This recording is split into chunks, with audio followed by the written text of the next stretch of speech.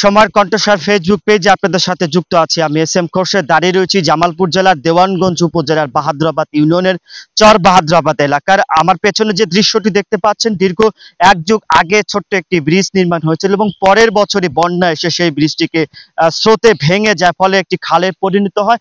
সেই থেকে এক যুগ ধরে এখানকার যে চর বাহাদুরাবাদের 2400 মানুষ, প্রায় 5 গ্রামের মানুষের যাতায়াতের কষ্ট কিন্তু সেই এক যুগ ধরেই কষ্ট নিয়ে তারা পারাপার হচ্ছে।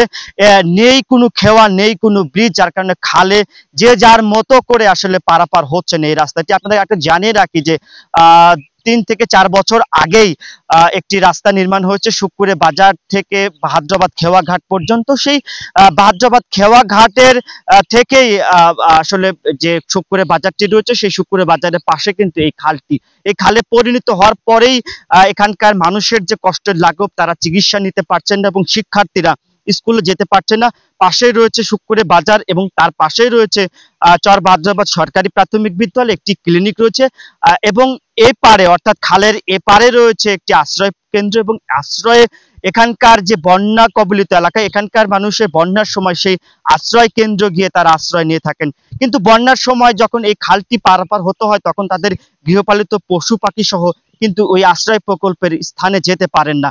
আশ্রয় কেন্দ্রে যাওয়ার জন্য তাদের যে ব্রিজটি থাকা দরকার সেটি কিন্তু এখানকার নেই। আমরা এখানে এসে যতটুকু জানতে পেরেছি যে যে যারা কৃষকরা রয়েছে, অর্থাৎ কৃষকদের কৃষি পণ্যগুলো হাট বাজারে বিক্রি করতে পারেন না এবং নিতেও পারেন না। আসলে কি দিয়ে নেবে, এটি কিন্তু তাদের চিন্তার একটা দুশ্চিন্তার ভাঁজ পড়ে। এবছরে কিন্তু একটি ড্রাম দিয়ে পারাপারের জন্য ব্যবস্থা করেছেন। সেই ড্রামে করেই 2400 মানুষ কিন্তু প্রতিদিন শত শত মানুষ যাতায়াত করে থাকেন এবং এই ড্রামের উপর দিয়ে এবং শিক্ষার্থীদের সাথে আমরা কথা বলেছিলাম, যেমনটি শিক্ষার্থীরা জানিয়েছেন আমরা স্কুলে যেতে পারছি না, এবং এলাকাবাসীর সাথেও আমরা কথা বলেছিলাম, যেমনটি তারা জানিয়েছেন যে এখানে ব্রিজ একটি দরকার। এই যে এখানে যারা খালটা দেখা যাচ্ছে, এই খাল পেরিয়ে এখানে একটা প্রতিষ্ঠান আছে। আমাদের এই পাশের পোলাপান যারা ছাত্রছাত্রী যারা এই খালের সর্বক্ষণ পানি থাকার কারণে লেখাপড়া করতে তারা যাবে, এই যাওয়াটা তাদের পক্ষে সম্ভব হয় না। সব থেকে বড় কষ্টের বিষয় হচ্ছে এই খালের ওপারে যারা বসবাস করে, যদি কোনোভাবে কখনো কেউ অসুস্থ হয়ে যায়, তাৎক্ষণিকভাবে যে তাদেরকে হাসপাতালে নেওয়া হবে, এই সুযোগটা বিশেষ করে আমাদের কোনোভাবে সম্ভব হয় না। কষ্ট তো একটা আছে। তা বাদে 1 নম্বর কথা হলো এই যে পোলাপান গুলা একটু লেখাপড়া করার জন্য আসে, পার ঘাট হওয়া খুবই সমস্যা, কোনোভাবে করে আর পার হইতে পারতেছে না। আমাদের গার্জেনরা আস্তে আস্তে অগরে নিয়ে এসে পার করে দেওয়া লাগে। তাহলে আচ্ছা, তার দুঃখ কষ্ট আছে, করার কিছু আছে? আমরা অনেক গ্রামবাসী 2400 লোক আমাদের চর বাহাদুরাবাদ কয়েকটা চিকিৎসা ইউনিয়ন সহ এই জায়গায় যাওয়া আসা করি।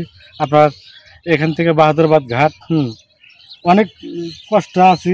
পোলাপানা গেলে কিছুদিন লেখাপড়া করে যখন পানি আসে আর পোলাপানা লেখাপড়া করতে পারে না। একটা গর্ভবতী মহিলা যেন পারাপার হইতে খুব সমস্যা, এখানে মনে হয় চিকিৎসা বেকারে কতদিন মৃত্যুবরণ করে।